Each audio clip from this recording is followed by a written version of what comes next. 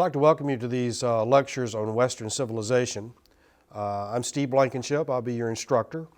We'll post these introductory remarks and the syllabus on D2L for you.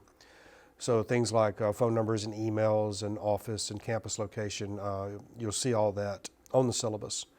What I want to do in this initial lecture is to, or at least this initial introduction, is to talk about the course and talk about my role in the course and what I expect your role to be in the course.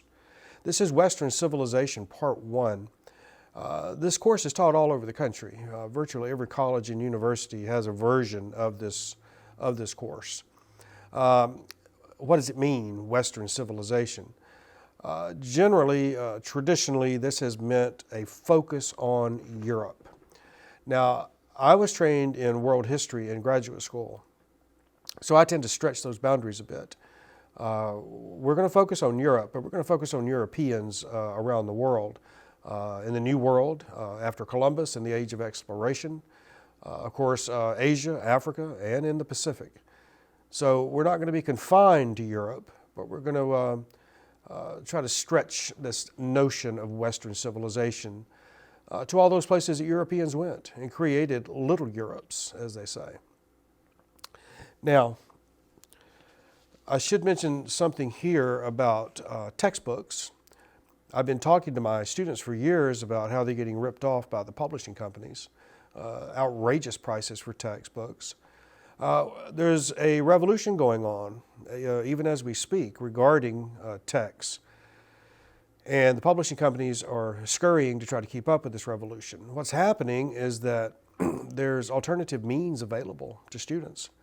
We have open stacks now. You can rent textbooks. You can check them out. There are programs called milestones where the teachers can put together primary source readers for their students.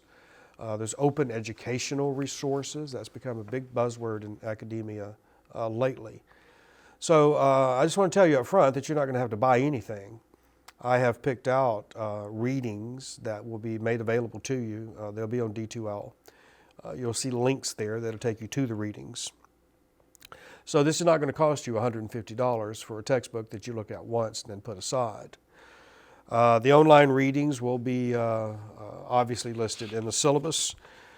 Generally, what we will do with these online readings is have you read them and then write a brief reflection about them. Generally 1 to 2 pages, double-spaced with a title.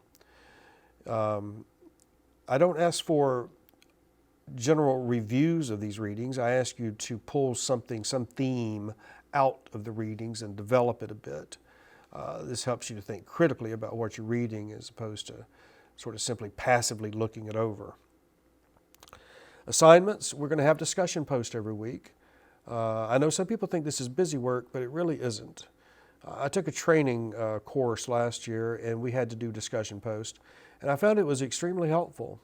It keeps you engaged in the course material, and it gives you a chance to hear and see other people's opinions. So discussion post, we'll also have reflections, again, short written assignments, generally on the readings and sometimes on lecture. We'll have map quizzes. It's futile to try to study history if you don't know where anything is. And as Americans, I don't know if it's because we live in a continental-wide country, but we don't tend to pay much attention to the rest of the world. In fact, you could say we're geographically illiterate in this country. Well, to study history, you have to have some knowledge of geography. So we're going to spend a little time with it. We'll have a couple of exams, midterm and final. The final is not cumulative. And there'll be a few quizzes scattered in to help you practice, basically, for the midterm and the final. Course objectives. I have 5 written down. These are the ones I use for traditional classes and for online classes. First is critical thinking. That's really what the course is about, to try to train you to think critically instead of passively about materials. So you have to question arguments. You have to go beyond the surface meaning of things. The second course objective is knowledge of historical arguments. Let's face it, guys, you don't have access to history. All you have access to are the arguments that people make about history. So we need to get familiar with these arguments. I can't think of a single issue in all of history about which there's a consensus among professional historians. So we're going to get a sense of what these arguments are. Again, this helps you to think critically about events. Third is empathy. If there's one thing that history can train students to do is to be empathetic. And by empathetic, I mean to put yourself in the shoes of another person. In this case, in our case, of historical actors. An example, the slave trade. It's quite easy for any of us, even a child, to be sympathetic to these Africans who are being essentially kidnapped, put aboard ship, and taken to a new world where they're worked to death. Even a 7-year-old can feel sympathy for these people. I want you to go beyond sympathy and deal with empathy. One way to do this is to put yourself in the shoes of the oppressor.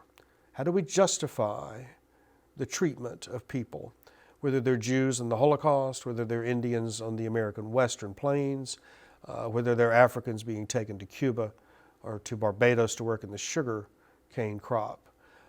Empathy is a quality that will benefit you in any walk of life.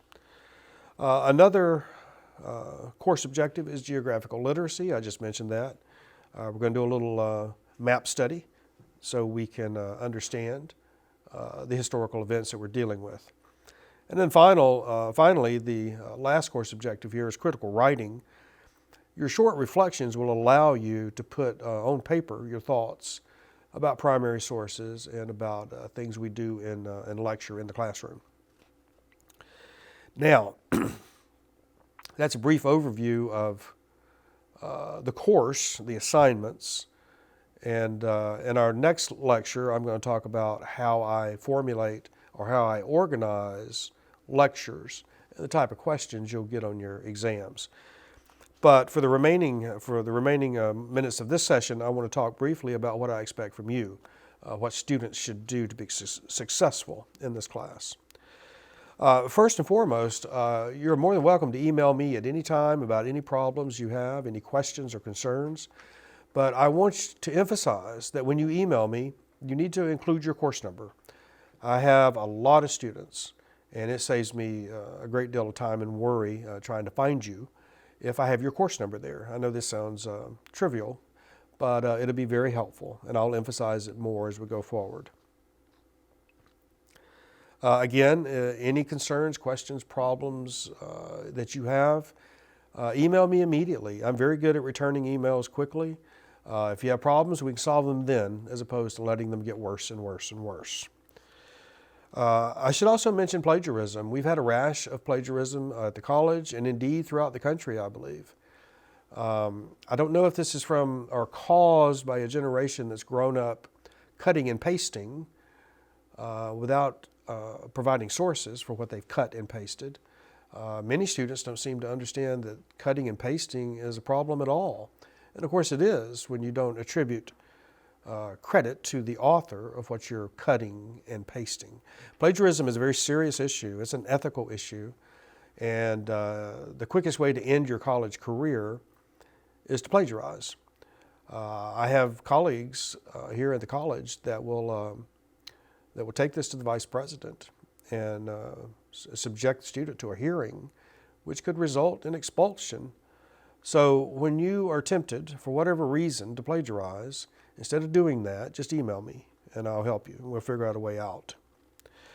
Assignments are due on specific dates. If you are not going to have your assignment ready by that date, then you should notify me beforehand, not afterwards.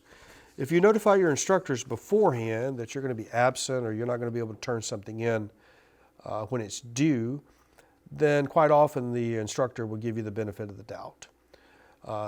If you wait and mention afterwards that you're late, then the instructor is likely not to give you the benefit of the doubt.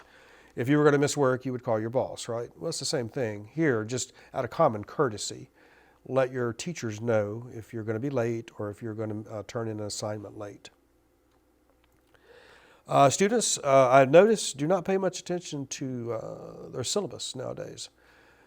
This is probably a mistake. If you keep the syllabus handy, whether in your electronic device or a hard copy, then you can consult and see when due dates are approaching, what the reading assignments are, other details about the course, about room numbers and telephone numbers and emails and on and on and on.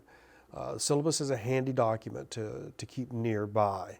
So I would encourage you to print it, in fact. And organization, I know everybody goes about this differently, but I usually keep a 3-ring notebook for every course that I ever had, and I put everything in it, including the syllabus, all the handouts, my work returned to me. Organization is key for success in college. So that's just a quick introduction to the course. In our next or second part of this introduction, I'm actually going to talk about how I organize the materials. We're going to talk about historical context, and we're going to talk about historical significance. So thanks for your attention.